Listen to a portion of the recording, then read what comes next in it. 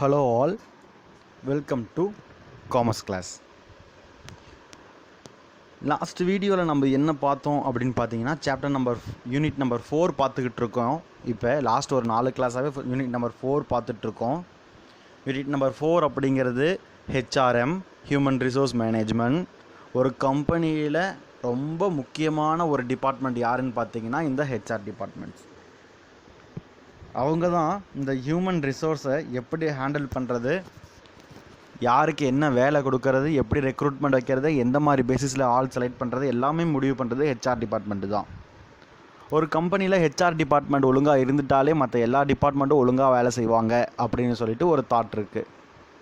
So அவ்வளோ முக்கியமான HR டிபார்ட்மெண்ட்டை தான் பற்றி தான் நம்ம யூனிட் நம்பர் 4 பார்த்துட்ருக்கோம். ரெக்ரூட்மெண்ட்னா என்னன்னு சொல்லிட்டு டீட்டெயிலாக யூனிட் நம்பர் 10 சாப்டர் நம்பர் 10 பார்த்தோம். சாப்டர் நம்பர் 11 பொறுத்த வரைக்கும் எம்ப்ளாயி செலெக்ஷன் ப்ராசஸ் ஆரம்பிச்சிட்டோம், மிடில் போயிட்டுருக்கு. ஸோ இந்த எம்ப்ளாயி செலெக்ஷன் ப்ராசஸ் அப்படிங்கிறது எதுக்குன்னா, ரெக்ரூட்மெண்ட் மூலமாக நமக்கு ஒரு ஆள் ஒரு ரெக்ரூட்மெண்ட் அப்படிங்கிறது நம்மக்கிட்ட இருக்கிற ஒரு வேக்கண்ட்டுக்கு ஒரு ஆளை அப்ளை பண்ண வைக்கிறது தான் ரெக்ரூட்மெண்ட். அந்த அப்ளை பண்ணால் நம்ம கம்பெனிக்கு சூஸ் ஆவானா அப்படின்னு பார்க்குறது தான் எம்ப்ளாயி செலெக்ஷன் ப்ராசஸ்.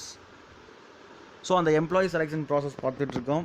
அதோட மீனிங் என்ன, டெஃபினேஷன் என்னன்னு சொல்லிட்டு நம்ம ஆல்ரெடி பார்த்துட்டோம். திரும்பவும் டவுட் இருந்துச்சுன்னா நேற்று அப்லோட் பண்ண வீடியோவே பாருங்கள், ஓகேங்களா? இதில் நிறையா ஸ்டெப்ஸ் இருக்குதுன்னு ஆல்ரெடி சொன்னோம். அந்த ஸ்டெப்ஸை இந்த சார்ட்டில் நான் சொல்லியிருந்தேன். அப்ளிகேஷன் பிளாங்க் அப்படிங்கிறது இன்டர்வியூக்கு வர்றவங்களை நாம் ஒரு அப்ளிகேஷன் கொடுத்து ஃபில் பண்ண சொல்கிறோம்.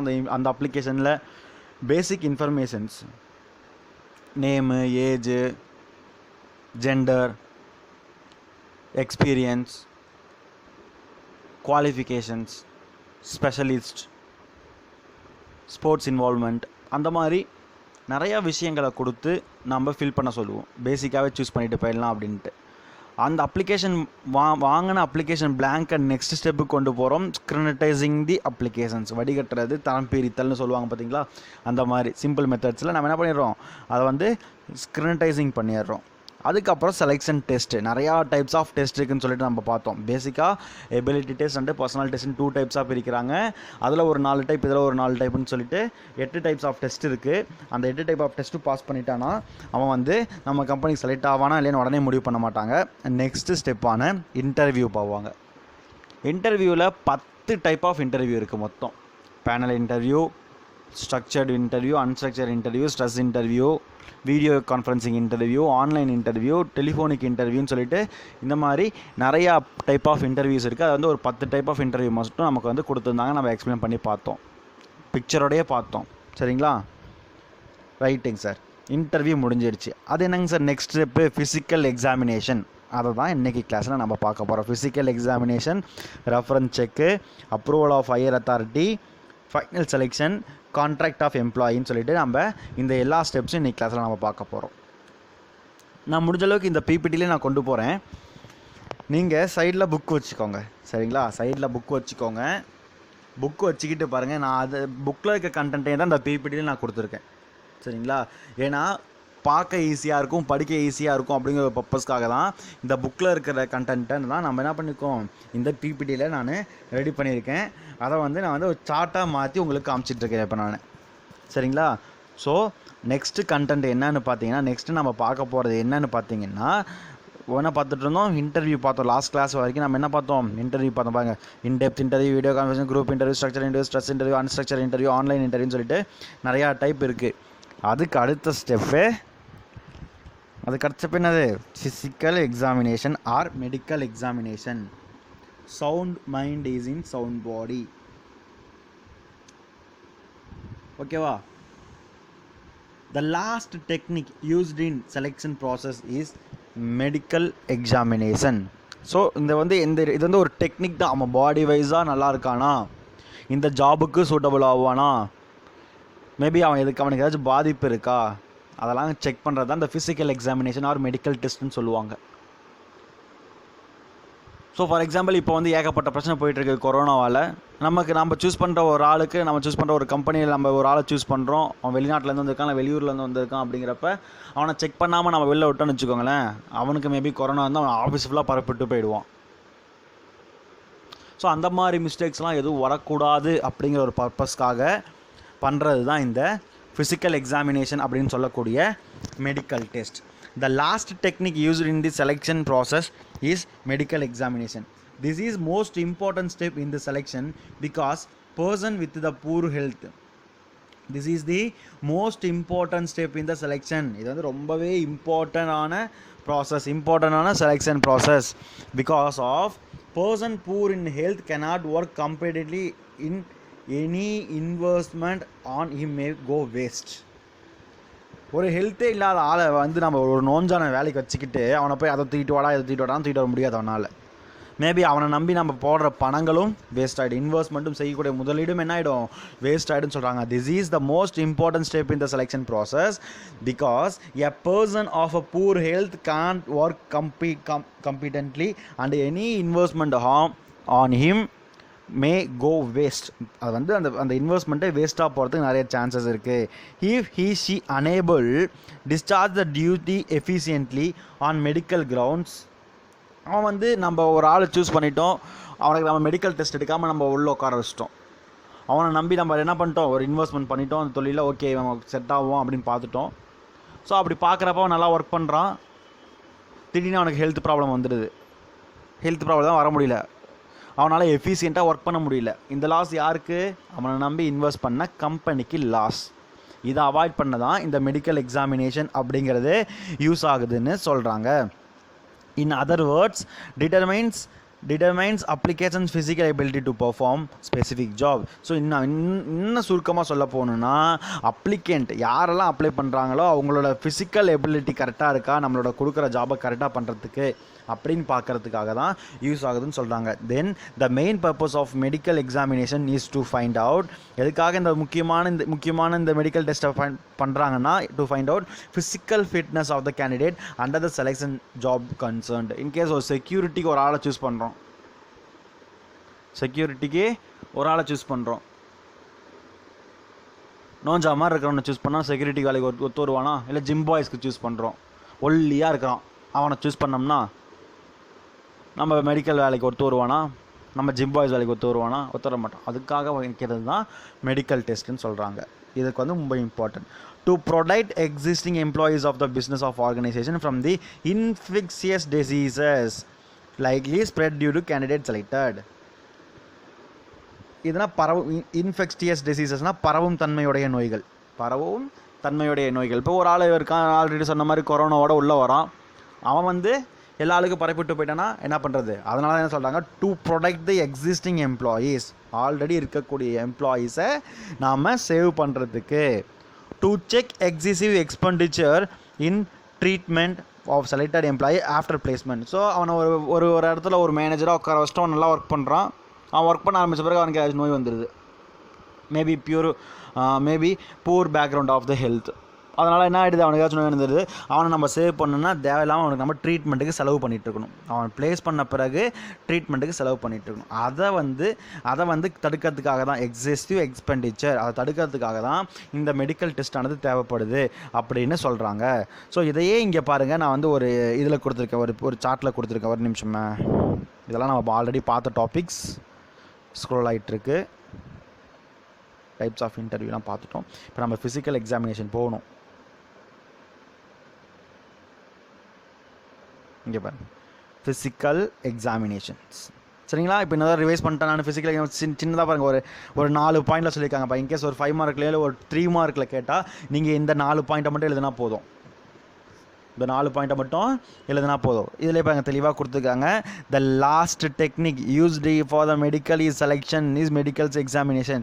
This is the most important step selection because of person poor health can't work completely and any investment on him go waste if he unable to discharge the duties of medical grounds. இதெல்லாம் already சொல்லிட்டேன். In other words, it determines the application physical ability to the perform specific. சொல்கிறேன்ல, புக்கில் இருக்க வேர்ட்ஸை தான் நான் இப்படி பிபிடியாக ready பண்ணியிருக்கேன். ஏன்னா கொஞ்சம் காட்டுறதுக்கு ஈஸியாக இருக்கும், உங்களுக்கு புரியறதுக்கு ஈஸியாக இருக்கும் அப்படிங்கிற பர்பஸ்க்காக. சரிங்களா?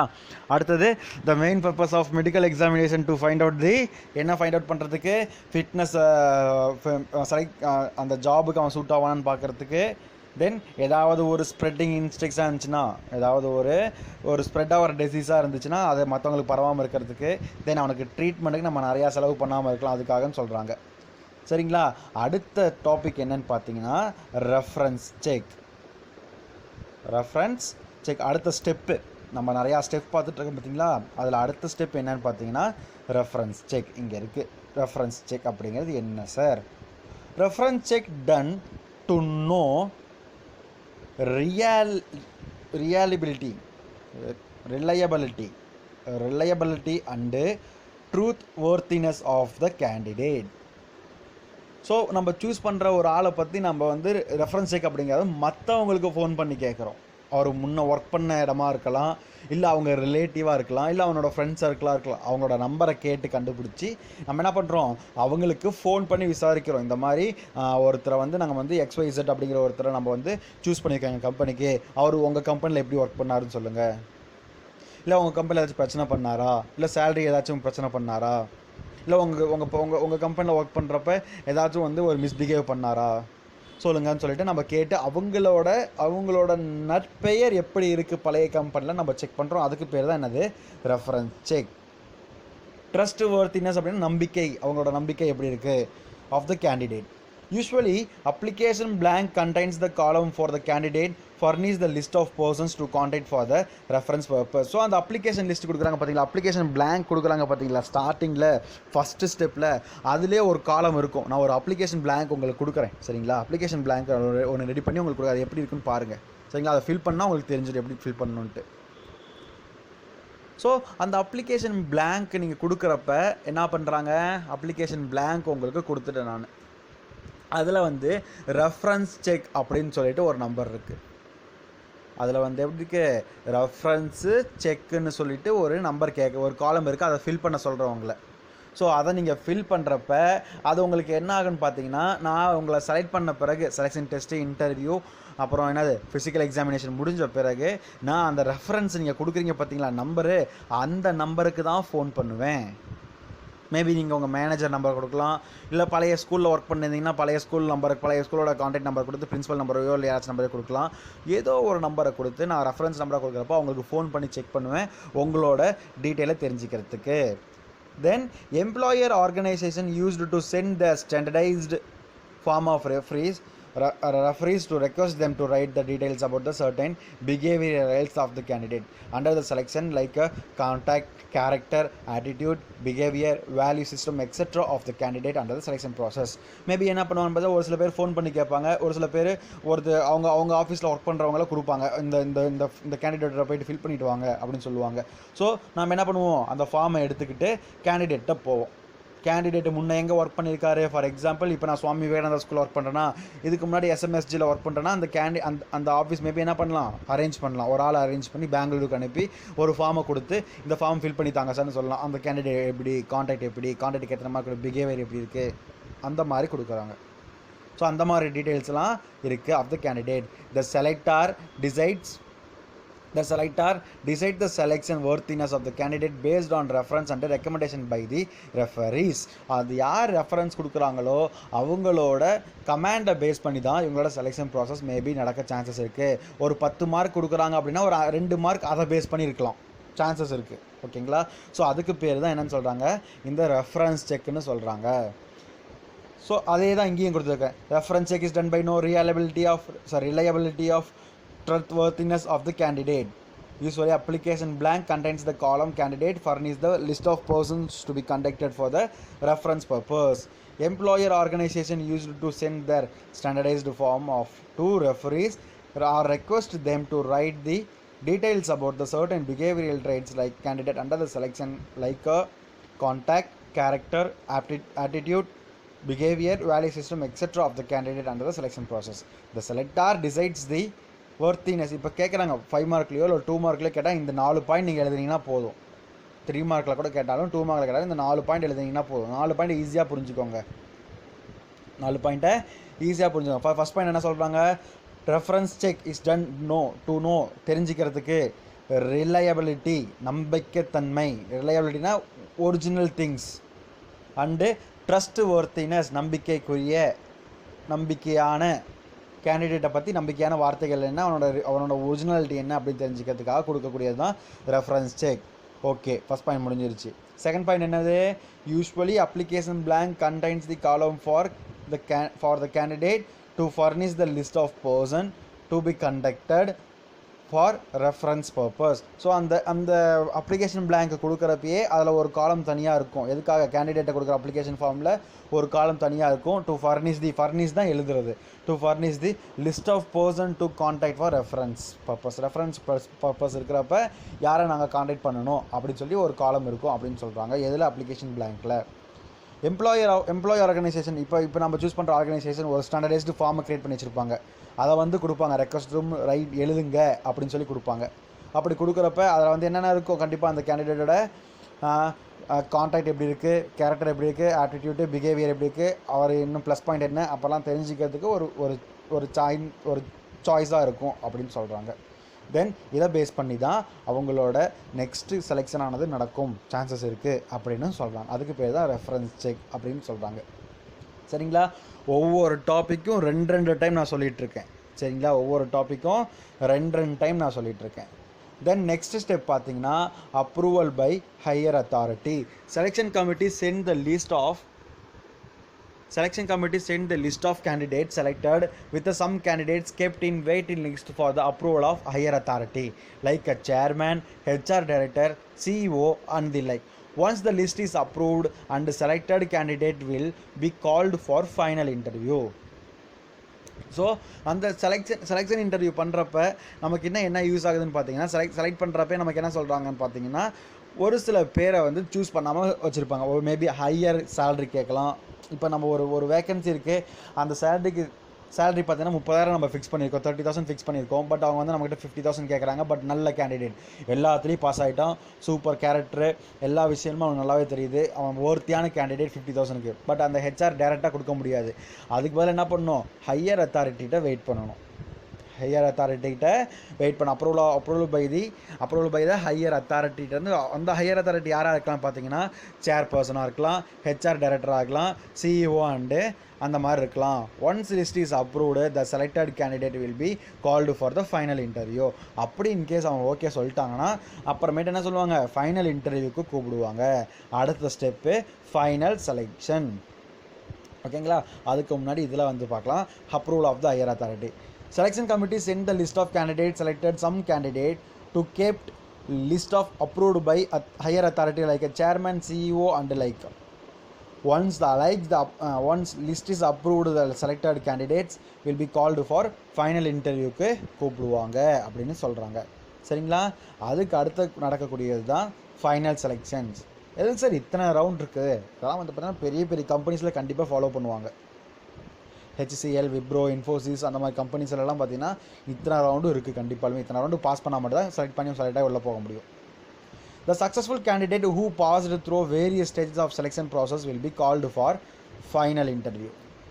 These candidates briefed about the rules and regulations of the organizational culture, reporting relationship, dress code, expectation of employer, facility available for a career growth, etcetera. இங்கே வந்து கொஸ்டின்லாம் கேட்க மாட்டாங்க. ஃபைனல் செலெக்ஷனில் அவனை இன்டர்வியூலாம் பண்ண மாட்டாங்க. ஜஸ்ட் என்ன பண்ணுவாங்கன்னா, அந்த கம்பெனியோட ரூல்ஸ் அண்ட் ரெகுலேஷன்ஸ் என்ன, ட்ரெஸ் கோட் என்ன, ஹைராரிக்கியல் என்ன, அவனுக்கு எவ்வளோ சேல்ரி, ரிப்போர்ட்டிங் ரிலேஷன்ஷிப் என்ன, அப்புறம் அந்த எம்ப்ளாயர் என்ன எக்ஸ்பெக்ட் பண்ணுறாங்க அவங்ககிட்ட இருந்து, எந்தெந்த மாதிரி க்ரோத் இருக்குது, இந்த மாதிரி விஷயங்கள்லாம் சொல்லுவாங்க. அதுக்கு பேர் தான் final selection. At the end of the final interview, even the candidate under the selection are allowed to freedom to seek clarification to make his own demands if any. So இந்த மாதிரி விஷயங்கள் ஃபைனல் இன்டர்வியூ நடக்கிறப்ப என்ன பண்ணுவாங்கன்னு பார்த்தீங்கன்னா, maybe அவங்க வந்து இல்லை சார் எனக்கு இந்த டவுட் இருக்குது, வாரத்தில் எல்லாமே ட்ரெஸ் கோட் இருக்கா, இல்லை சண்டே வந்து பார்த்தீங்கன்னா டிஷர்ட் போட்டு விடலாமா சார், கேஃபிட்டேரியா எங்கே இருக்குது, எங்களுக்கு என்ன ஃபெசிலிட்டிஸ் இருக்குது, பிஎஃப் எவ்வளோ, இபிஎஃப் எவ்வளோ. ஸோ இந்த மாதிரி விஷயங்கள்லாம் அவங்க கேட்கறதுக்கு அவங்களுக்கு உரிமை இருக்குது. அதுக்கு பேர் தான் ஃபைனல் இன்டர்வியூன்னு சொல்கிறாங்க. சரிங்களா? இப்போ இந்த பிபிடியில் பாருங்கள், நான் சொல்லியிருப்பேன் ஃபைனல் செலெக்ஷன் அப்படிங்கிறது அவன் ஜாயின் பண்ண போகிறான் கம்பெனியில். அவனுக்கு வந்து நம்ம என்ன எக்ஸ்பிளைன் பண்ணுறோம்? ரூல்ஸ் அண்ட் ரெகுலேஷன்ஸ் எக்ஸ்பிளைன் பண்ணுறோம், அந்த கம்பெனியோட ட்ரெஸ் கோட் எக்ஸ்பிளைன் பண்ணுறோம். அந்த மாதிரி விஷயங்கள்லாம் எக்ஸ்பிளைன் பண்ணிவிட்டு அவனுக்கு வந்து என்ன டவுட் இருந்தால் சார் இபிஎஃப் எத்தனை %, இஎஸ்ஐ எத்தனை %, அப்புறம் பார்த்திங்கன்னா எம்ப்ளாயி ப்ராவிடென்ட் ஃபண்டு எவ்வளோ கொடுக்குறீங்க, உங்களோட கான்ட்ரிபியூஷன் என்ன, இந்த மாதிரி விஷயங்களை கேட்குறதுக்கு அவனுக்கு உரிமை இருக்குது அப்படின்னு சொல்கிறாங்க. அதுக்கு பேர் தான் ஃபைனல் செலெக்ஷன்ஸ். ஸோ இந்த ஃபைனல் செலெக்ஷனுக்கு அப்புறம் இந்த last step of the selection அவனை ஓகே சொல்லிட்டான் அப்படின்னா கான்ட்ராக்ட் ஆஃப் த எம்ப்ளாய்மெண்ட்னு சொல்லுவாங்க. கான்ட்ராக்ட் ஆஃப் தி எம்ப்ளாய்மெண்ட் அப்படின்னு சொல்லுவாங்க. கான்ட்ராக்ட் ஆஃப் த எம்ப்ளாய்மெண்ட் அப்படிங்கிறது after the final selection process is completed, certain documents are expected to be signed both the organization and the candidate. So இந்த final selection முடிஞ்ச பிறகு பார்த்தீங்கன்னா நம்ம என்ன பண்ணணும்னு பார்த்தீங்கன்னா சர்டன் டாக்குமெண்ட்டை வந்து நம்ம சைன் பண்ணணும். மேபி கான்ட்ராக்டாக இருக்கலாம், dress code policy, ESI policy, EPF form, then insurance இருந்தால் இன்சூரன்ஸ் ஃபார்மு. ஸோ அதெல்லாம் ஃபில் பண்ணணும். அவங்களும் ஃபில் பண்ணணும். ஆர்கனைசேஷன் சைட்லேயும் அவங்களுக்கு வந்து ஒரு எம்ப்ளாய்மெண்ட்டுக்கு ஆஃபர் லெட்டர் கொடுப்பாங்க. ரைட்டு, நீங்கள் செலக்ட் ஆகிட்டீங்க அப்படின்னு சொல்லிட்டு கொடுப்பாங்க. Hence there is a need to preparing the contract of employment. The following basic informations which need to be included in a written contract of the employment varies according to the level of the job. Generally, அதாவது அந்த ஒரு சில informations அதில் வந்து கண்டிப்பாக இருக்கணும் அப்படின்னு சொல்கிறாங்க. அந்த மாதிரி என்னென்ன இன்ஃபர்மேஷன் சொன்னால் ஜாப் டைட்டில், அவனுக்கு என்ன ஜாப் கொடுக்குறோம், அவனோட டியூட்டிஸ் என்ன, அவனோட ரெஸ்பான்சிபிலிட்டி என்ன, அவனோட ஸ்கேல் எவ்வளோ, அவனோட சம்பளம் எவ்வளோ, அவனுக்கு இன்க்ரிமெண்ட்ஸ் எவ்வளோ, தென் எத்தனை மணி நேரம் ஒர்க் பண்ணணும், எப்போ ஜாயின் பண்ணணும் கம்பெனிஸில், ஒர்க் எப்படி இருக்குது, ஒர்க் ரூல்ஸ் என்ன, தென் கிராவியன்ஸ் அப்படிங்கிறது ஒரு டைப் ஆஃப் பெனிஃபிட். கிராவியன்ஸ் அப்படின்னா 5 வருஷத்துக்கு ஒரு தடவை ஒரு அமௌண்ட் தருவாங்க, போனஸ் மாதிரி ஒரு அமௌண்ட் தருவாங்க, அது எவ்வளோ. அப்புறம் டிசிப்ளினரி ப்ரொசீஜர்ஸ், ஸ்பெஷல் டேர்ம்ஸ், இந்த மாதிரி எல்லா விஷயங்களும் அதில் இருக்குன்னு சொல்கிறாங்க. சரிங்களா கண்ணே? இதுதான் various steps in selection process. Contract of the employee பாருங்க இங்கே கொடுத்துருக்கேன், படித்து பாருங்கள் ஒரு தடவை இதை.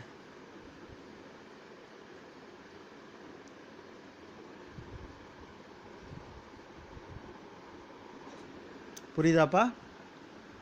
ஏதாச்சும் டவுட் இருந்தால் கேளுங்க, எனக்கு ஃபோன் பண்ணி கேளுங்க, இல்லை வாட்ஸ்அப்பில் எனக்கு மெசேஜ் பண்ணுங்கள், நான் ரிப்ளை பண்ணுறேன். சரிங்களா? இந்த 10 ஸ்டெப்பும் தான், இந்த 9 ஸ்டெப்பும் தான் ரொம்ப முக்கியமான ஸ்டெப்பு செலெக்ஷன் ப்ராசஸில். திரும்ப அந்த சார்ட்டை பார்த்து எக்ஸ்பிளைன் பண்ணிட்டுங்களா?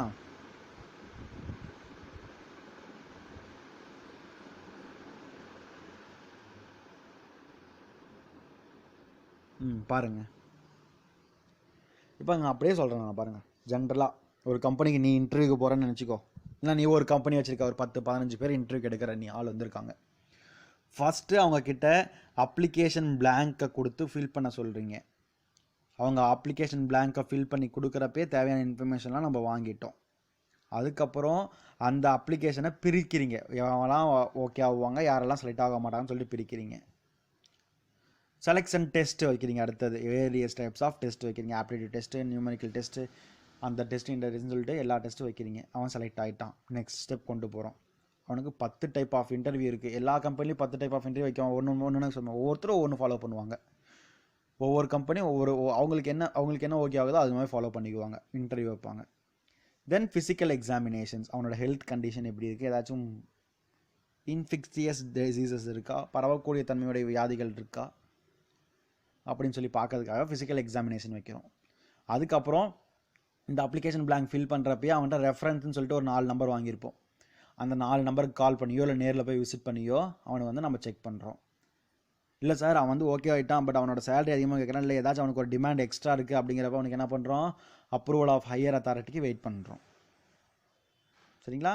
அப்போ அந்த ஹையர் அத்தாரிட்டி ஓகே சொன்னப்போ அவனை திரும்ப இன்டர்வியூ கூப்பிட்றோம். ஃபைனல் செலெக்ஷன் இன்டர்வியூ கூப்பிட்றோம். ஃபைனல் செலெக்ஷன் இன்டர்வியூ என்ன பண்ணுறோம், அவனுக்கு எவ்வளோ சேலரி, நம்ம கம்பெனியோட டேர்ம்ஸ் அண்ட் கண்டிஷன்ஸ் என்ன, ஓகே நம்ம கம்பெனியோட ட்ரெஸ் கோட் பாலிசி என்ன, நம்ம கம்பெனிஸில் எப்படி நம்ம ரிலேஷன்ஷிப் மெயின்டைன் பண்ணணும், எப்படி மேனேஜர் ரிலேஷன்ஷிப் இருக்குது, எப்படி ஹையர் அத்தாரிட்டி ஹைரார்கி எப்படி இருக்குது, இதெல்லாம் எக்ஸ்பிளைன் பண்ணுறோம். அதுக்கு பேர் ஃபைனல் செலெக்ஷன்ஸ்.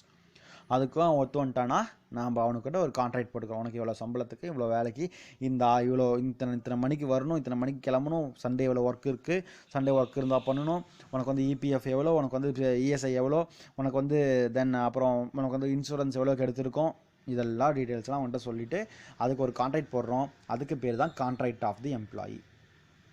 சரிங்களா? இதோட என்ன முடிஞ்சிடுச்சு, ஸ்டெப்ஸ் இன் தி செலெக்ஷன் ப்ராசஸ் முடிஞ்சிருச்சு. இதுக்கு அடுத்து நம்ம பார்க்க போகிற டாப்பிக்கு என்ன அப்படின்னு பார்த்தீங்கன்னா ஃபேக்டர்ஸ் இன்ஃப்ளூயன்சிங் செலெக்ஷன் ப்ராசஸ்ன்னு சொல்கிறாங்க. இந்த செலெக்ஷன் ப்ராசஸை பாதிக்கக்கூடிய காரணிகள் என்ன? இந்த செலெக்ஷன் ப்ராசஸை இவ்வளோ தூரம் 10-9 ஸ்டெப்பு வரிசையாக சொன்னோம் பார்த்தீங்களா? இந்த செலெக்ஷன் ப்ராசஸை எந்தெந்த மாதிரி விஷயங்கள் பாதிக்குது அப்படின்னு சொல்லிட்டு 1 by 1 சொல்லியிருக்காங்க. சரிங்களா? Nature of the post, number of candidate, selection policy, cost factor or budget, then level of educational qualification, experience and exposures. So இந்த மாதிரி விஷயங்கள்லாம் நம்ம எதை பாதிக்குது? நம்ம ஒழுங்காக செலக்ட் பண்ணுறப்ப ஒரு சில விஷயங்கள் தடையாக இருக்குது சார். தடையான காரணிகள் என்னன்னு தான் அர்த்தம் இதுக்கு. இன்ஃப்ளூயன்சிங் ஃபேக்டர்ஸ் இன்ஃப்ளூயன்சிங்னா செலெக்ஷன் ப்ராசஸ் எந்தெந்த மாதிரி காரணிகளால் இந்த செலெக்ஷன் ப்ராசஸ் அப்படிங்கிறது தடையாக இருக்குது அப்படின்னு சொல்லியிருக்காங்க இந்த டாப்பிக்கில். சரிங்களா? பாருங்கள், ஒரு சார்ட்டாக நான் போட்டுப்பேன் இந்த இடத்துல. அப்படி பார்க்கறதோட இப்படி பார்த்தா உங்களுக்கு இன்னும் ஈஸியாக புரியும்ல.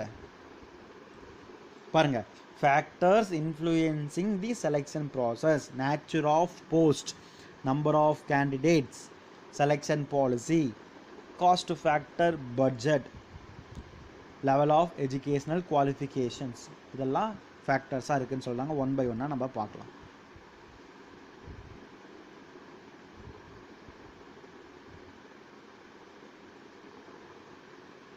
Nature of post. The process of selection of employee varies according to type of personnel to be recruited. For instance, selection process of probatory officers of bank differs from the selection office of Indian Police Services. எல்லாத்துக்கும் ஒரே மாதிரியான interview வைக்க முடியுமா sir? வைக்க முடியாது. அந்த போஸ்டோட அந்த பதவியோட தன்மைன்னு ஒன்று இருக்குது. எந்தெந்த பதவிக்கு ஆளை எப்படி சூஸ் பண்ணுறோமோ அந்தந்த பதவிக்கு தகுந்த மாதிரி தான் இன்டர்வியூவும் இருக்கும். எப்படி சொல்கிறாங்க? இப்போ ஒரு எக்ஸாம்பிளுக்கு ஒரு மேனேஜரை நம்ம சூஸ் பண்ணுறோம் அப்படிங்கிறப்ப அவனுக்கு 10 ரவுண்டு வச்சு அவனோட ட்ரெஸ்ஸிங் சென்ஸ் பார்த்து அவனை எப்படி வரான்னு சொல்லி சூஸ் பண்ணி அந்த மாதிரி சூஸ் பண்ணுவோம். எம்பிபிஎஸ் படிச்சிருக்கானா, இல்லை எம்பிஏ படிச்சிருக்கானா, இல்லை என்ன குவாலிஃபிகேஷன் அவனுக்கு, எல்லாம் நம்ம செக் பண்ணுவோம். செக் பண்ணிவிட்டு அதுக்கு தகுந்த மாதிரி தான் அவனுக்கு நம்ம ஒர்க்கு கொடுப்போம். ஓகே ஆவானா? மேனேஜர் போஸ்ட் அப்படிங்கிறது ஒரு கம்பெனியில் பெரிய போஸ்ட். அதே ஒரு பியூன் போஸ்ட்டுக்கு வரானா அவன் எம்பிஏ படிச்சிருக்கணுங்க அவசியம் கிடையாது. ஒரு பியூன் போஸ்ட்டுக்கு வரானா அவன் எம்பிஏ படிச்சுட்டு 10 கம்பெனி ஆல்ரெடி எக்ஸ்பீரியன்ஸ் இருக்குது சார் அப்படின்னு வர வேண்டிய அவசியம் கிடையாது. 8ஆம் கிளாஸோ 10ஆம் கிளாஸோ படிச்சிருந்தா போதும். அப்படி மட்டும் சூஸ் பண்ணிக்குவாங்க. ஸோ அதான் எல்லாமே ஒரே மாதிரி ஆளை சூஸ் பண்ண மாட்டாங்க. Nature of post is differ from one job to another job. Number of candidates. Selection process depends on the response of the candidates to the advertisement inviting application for the post. For instance, for a clerical and other physical job, more candidates tend to apply. Hence, the shortlisting needs to be done. The selection process would be longer if the number of applicants is lesser than, and consequently selection process become the shorter. எத்தனை பேர் apply பண்ணுறாங்க அப்படிங்கிறத பொறுத்து மாறுபடுது. Interview process ஆனது மாறுபடுது. ஒரு போஸ்டிங்க்கு 100 பேர் apply பண்ணியிருந்தால் நான் ஒரு மாதிரி இன்டர்வியூ வைக்கணும். ஒரு போஸ்டிங்க்கு 1000 பேர் அப்ளை பண்ணி தான் நான் வேறு மாதிரி இன்டர்வியூ வைக்கணும். ஒரு போஸ்டிங்க்கு ஒருத்தன் தான் சார் அப்ளை பண்ணியிருக்கான், அவன் மட்டும் தான் வந்திருக்கான் இன்றைக்கி இன்டர்வியூக்கு அப்படின்னா கண்டிப்பாக அவனை நான் செலக்ட் பண்ணி தான் அவனை வேறு வழியே கிடையாது. ஆமாம் தானே? எனக்கு அந்த ஒரு போஸ்டிங் இருக்குது, அவன் ஒருத்தன் தான் இன்டர்வியூக்கு வந்திருக்கான் அப்படின்னா நான் இன்டர்வியூ வைக்கவே தேவையில்லை. ஜஸ்ட் அவனை கூப்பிட்டு பேசி இவ்வளோ சம்பளம்பா, இந்த மணிக்கு வரணும்பா, இந்த மணிக்கு போகணுப்பா அப்படின்னு சொல்லிட்டு அனுப்பிச்சிட்டு போயிட்டே இருக்கலாம். அதே ஒரு போஸ்டிங்க்கு 10,000 பேர் அப்ளை பண்ணியிருந்தானா அதுதான் இங்கே சொல்லியிருக்காங்க. Number of candidates applying the job is very important factor of the selection ப்ராசஸ்னு சொல்லியிருக்காங்க. சரிங்களா? Then selection policy. Selection policy and selection process are interrelated. For example, some organization put the place together selection process involving the several steps to identify the best fit of the certain other organizations. Just conduct the straight interview and those cutting short selection process. Short the selection. அவங்க கம்பெனிக்கு தகுந்த மாதிரி selection ப்ராசஸை முடிவு பண்ணிக்கிறாங்க. அவங்க company எப்படி choose பண்ணுறாங்களோ அதுக்கு தகுந்த மாதிரி செலெக்ஷன் ப்ராசஸ் என்ன பண்ணிக்கிறாங்க, அவங்க கட் ஷார்ட் பண்ணிக்கிறாங்கன்னு சொல்கிறாங்க. செலெக்ஷன் பாலிசிலாம் ஒன்றா தான் இருக்கணுமா? கண்டிப்பாக அவசியம். கம்பெனி சேஞ்ச் ஆகும், கம்பெனி மாறுபடும். ஒரு சில கம்பெனிலாம் இன்டர்வியூ மட்டும் வச்சுட்டு விட்டுருவாங்க, ஓகே கிளம்புங்க அப்படின்ட்டுருவாங்க. ஒரு சில கம்பெனிக்கெலாம் அப்ளிகேஷன் பிளாங்க்லேருந்து ரெஃபரன்ஸ் செக் பண்ணி அப்படி முடிவு பண்ணுவாங்க. ஸோ அந்த மாதிரி செலெக்ஷன் ப்ராசஸ் அப்படிங்கிறது சேஞ்ச் ஆகுதுன்னு சொல்கிறாங்க. Cost factor, budget. The longest selection process entailed higher cost. Hence, organization which can't afford to spend a larger resource tend to shorten selection process, while organizations with the sound financial conditions can afford to adopt the lengthier selection process. So அதனால் ஒரு சில companies நம்ம நிறையா வச்சா செலவாகும், இப்போ ஜாஸ்தி செலவாகும். அதுக்கு ஹெச்ஆர் அப்பாயிண்ட் பண்ணணும், அந்த ஹெச்ஆர்ஸ் வந்து அவங்க கேண்டிடேட்டுக்கு வந்து அப்ளிகேஷன் ஃபார்ம் கொடுக்கணும், அதுக்கு செலவாகும். பிரிண்டர் செலவாகும், அவன் வந்து வரவனுக்கு டீ காஃபி கொடுக்கணும், அதுக்கு செலவாகும். ஸோ அதெல்லாம் பார்க்காம ஜஸ்ட்டு சிம்பிளாக என்ன பண்ணிட்டாங்க, ஒரு ரவுண்டு 2 ரவுண்டு வச்சு முடிவு பண்ணி அனுப்பிச்சுட்டுறாங்க. அதுக்கு பேர் தான் இந்த காஸ்ட் ஃபேக்டர். பட்ஜெட்டில் இந்த ஃபேக்டர் வந்து இந்த காரணியானது செலெக்ஷன் ப்ராசஸை பாதிக்குது அப்படின்னு சொல்கிறாங்க. தென் level of educational qualification and experience and exposures. The process of selection depends on the experience and educational qualifications and exposure required for the post. For example, for a selection of finance officer, treasurer, legal advisor, designer, architecture, CEO, scientist, chairman, etc., the selection process is the shorter. Only few candidates complete the higher educational qualification and credentials. So இப்போ 8வது படித்தவன் வரணும் அப்படிங்கிறப்ப ஏகப்பட்ட பேர் வருவான், எல்லாமே 8வது தான் படிச்சிருப்பான். இதே ஒரு MBA படித்தவன் தான் வரணும், ஒரு MCA படித்தவன் தான் வரணும் அப்படிங்கிறப்ப அந்த கேண்டிடேட் வந்து கம்மியாக தான் இருப்பான். ஒரு போஸ்டிங்க்கு நம்ம வேக்கண்ட் கொடுக்குறோம்னு வச்சுக்கோங்களேன், ஒரு 10 போஸ்டிங் நம்ம கம்பெனியில் இருக்குது, 8வது படித்தவன் வந்து அப்ளை பண்ணலாம், இல்லை 10வது படித்தவன் அப்ளை பண்ணலாம், SSLC பாஸ் ஆனவன் போதும் அப்படின்னா ஏகப்பட்ட கேண்டிடேட் வருவாங்க. பட் அவங்களெலாம் வச்சு நம்ம ஒன்றும் பண்ண முடியாது, ஏன்னா ஒரு மேனேஜர் போஸ்ட் அப்படிங்கிறப்ப அதுக்கு தகுந்த மாதிரி ஆள் வேணும். ஸோ அந்த எக்ஸ்போசர் டெவலப்மெண்ட் அப்படிங்கிறது அவனுக்கு எப்படி இருக்குதுன்னு சொல்லி பார்த்துட்டு தான் நம்ம முடிவு பண்ணணும் அப்படின்னு சொல்கிறாங்க. அதுக்கு பேர் என்னென்னு பார்த்தீங்கன்னா level of educational qualification and experience and எக்ஸ்போசர்னு சொல்கிறாங்க. ஸோ இதெல்லாம் என்னதுன்னு பார்த்தீங்கன்னா factor influencing the selection process.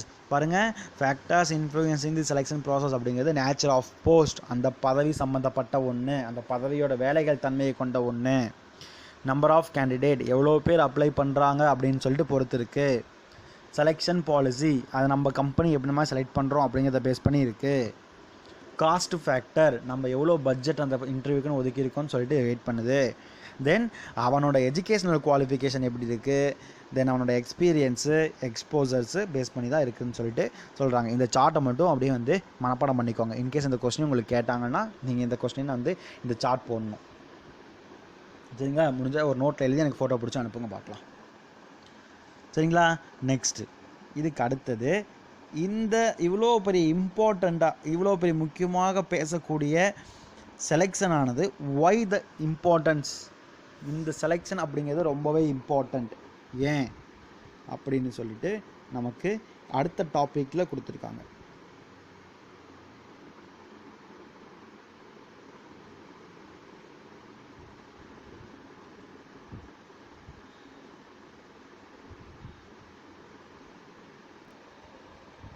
So இந்த செலெக்ஷனோட இம்பார்ட்டன்ஸ் என்னன்னு சொல்லிட்டு நம்ம ஒன் பை ஒன்னாக பார்க்கலாம். குட் டேலண்ட், ஃபர்ஸ்ட் பாயிண்ட் என்ன சொல்கிறாங்க, good talent.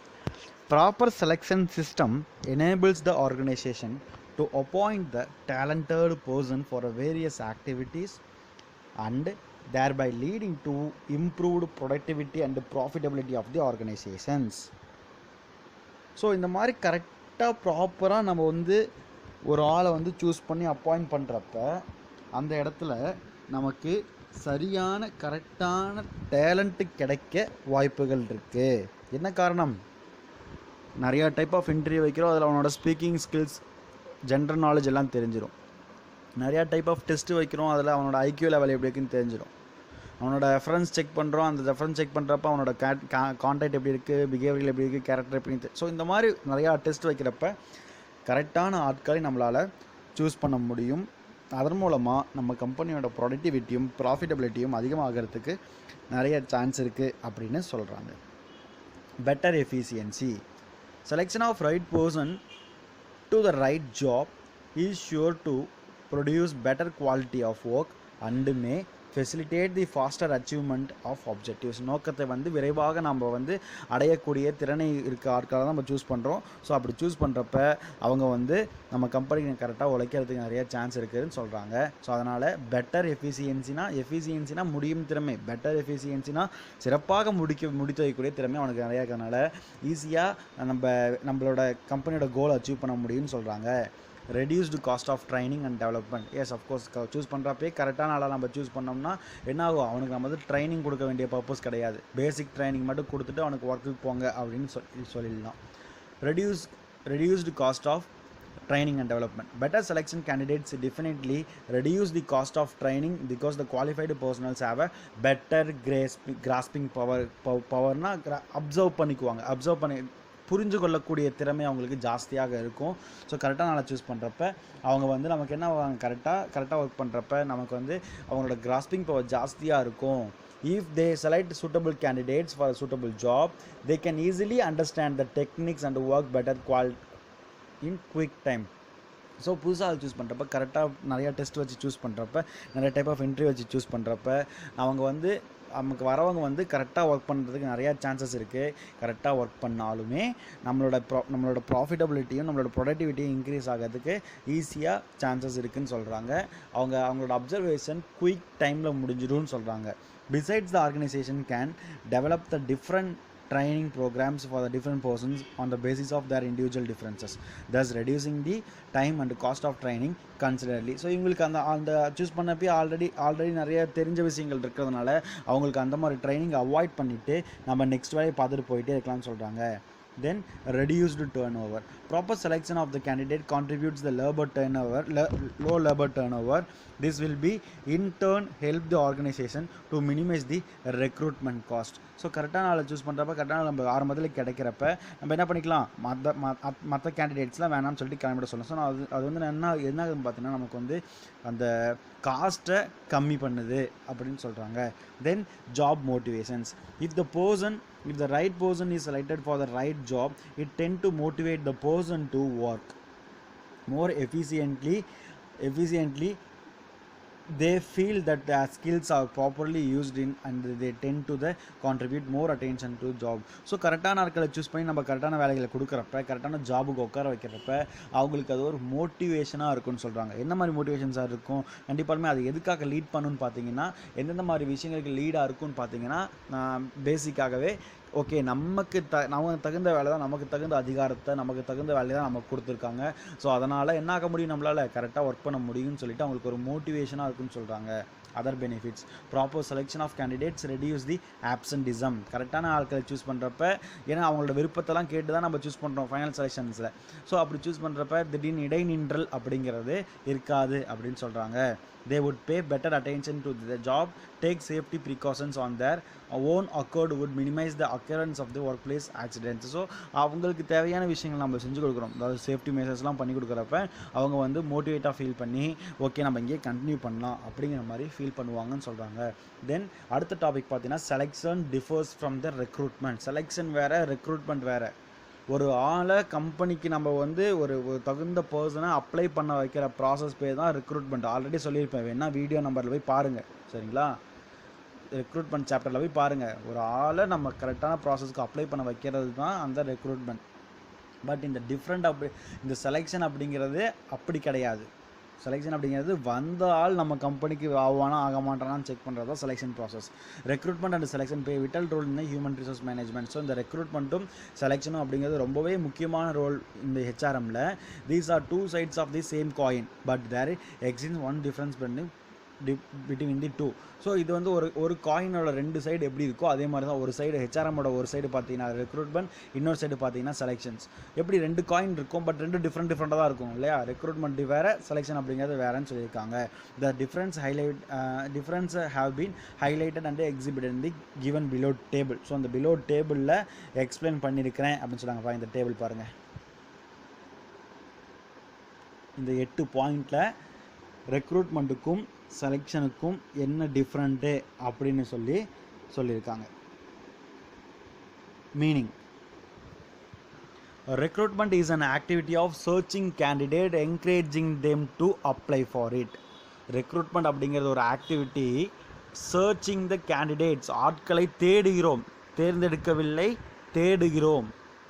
Encouraging them to apply, அவனுங்களை மோட்டிவேட் பண்ணுறோம், நம்ம ஜாபுக்கு அப்ளை பண்ணுறதுக்கு மோட்டிவேட் பண்ணுறோம். ஆனால் செலெக்ஷன் அப்படிங்கிறது செலக்டிங் த சூட்டபிள் கேண்டிடேட்ஸ். இது வந்து என்னது, கேண்டிடேட்ஸ் வந்து சர்ச்சிங், கீவேர்டு வச்சுக்கோங்க, searching, selecting the suitable candidate and offering them job. approach under recruitment is the positive one. அவன் அப்ளை பண்ணுறப்ப என்ன நினைப்பான், ஓகே நமக்கு இந்த வேலை எல்லாருமே அப்படி தான் நினைப்பான், ஒரு ஜாபுக்கு அப்ளை பண்ணுறப்ப ஓகே நமக்கு இந்த வேலை கிடச்சிடும் அப்படிங்கிற ஒரு பாசிட்டிவ் ஒன்னாக தான் இருக்கும். ஆனால் approach under the selection is the negative one. Select பண்ணுறப்ப எல்லாத்தையுமே நான் செலக்ட் பண்ண முடியும், எனக்கு இருக்கிறது 2 போஸ்டிங்கு, 2 வேக்கன்சி, அதுக்கு எப்படி நான் 1000 பேர்த்த சூஸ் பண்ண முடியும் அப்படிங்கிறதுனால அது negative one. Objectives: inviting large number of candidates to apply for vacant post. So அவங்களோட எய்ம் என்னவாக இருக்கும், நிறையா நம்பர் ஆஃப் அப்ளிகேஷன்ஸை வந்து ரிசீவ் பண்ணணும். அப்ளிகேண்ட்னா என்னன்னா ஆட்கள், வேலைக்கு அப்ளை பண்ணக்கூடிய ஆட்களை தான் அப்ளிகேண்ட்ஸ்னு சொல்லுவாங்க.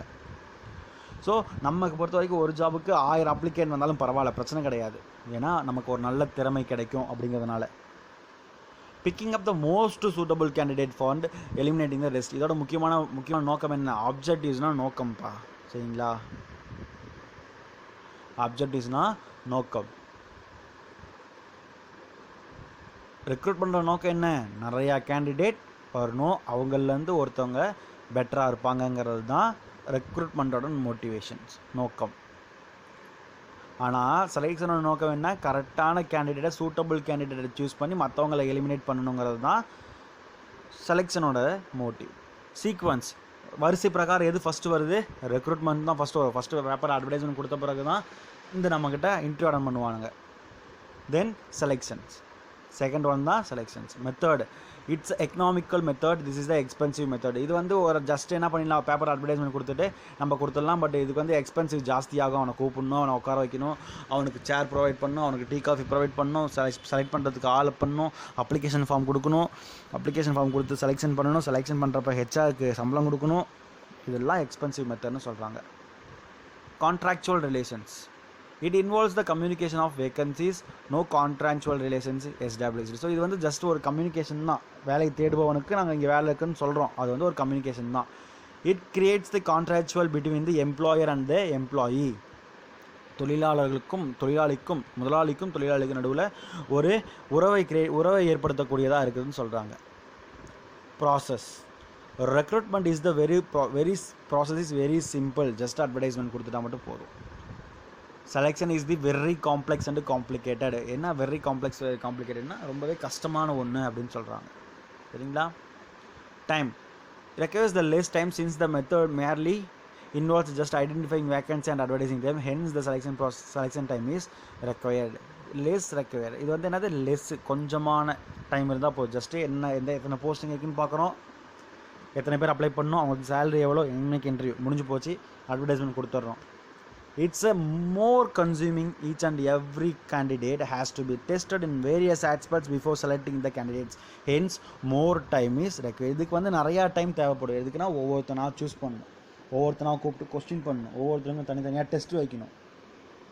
ஸோ அதனால் இது வந்து ரொம்பவே முக்கியமான ஒன்று அப்படின்னு சொல்கிறாங்க, ரொம்பவே டைம் எடுக்கக்கூடிய ஒன்றுன்னு சொல்கிறாங்க. இதுதான் என்னதுன்னு பார்த்தீங்கன்னா ரெக்ரூட்மெண்ட்டுக்கும் செலெக்ஷனுக்கும் நடுவில் இருக்கிற டிஃப்ரென்ஸ். இன்னைக்கு கிளாஸில் நம்ம